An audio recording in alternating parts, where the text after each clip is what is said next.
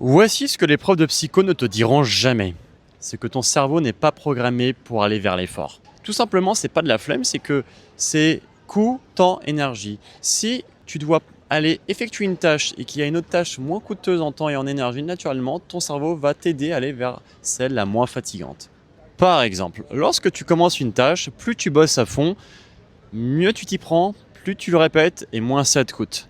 Mais qu'en est-il des gens talentueux dans leur domaine? C'est pas que ce sont des machines, c'est juste qu'ils ont tellement confronté leur cerveau à l'effort que désormais ça se fait facilement automatiquement.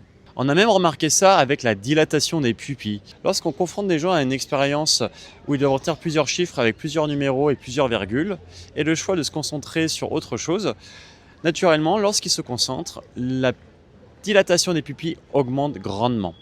C'est un grand indicateur que ton cerveau bosse à fond.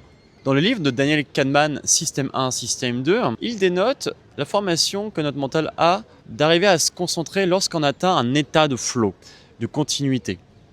Et qu'il n'y a pas beaucoup d'états au monde finalement qui nous permettent d'accéder à ce haut niveau de concentration. Et pourtant, c'est quand on décide enfin de ralentir, d'aller vers l'effort mental que nous prenons les meilleures décisions. Si tu fais une rétrospective, je suis sûr que tu as pris les meilleures décisions de ta vie en prenant le temps. Je te laisse tirer la meilleure conclusion de cette vidéo et me mettre en commentaire ce que ça t'inspire comme notion d'effort.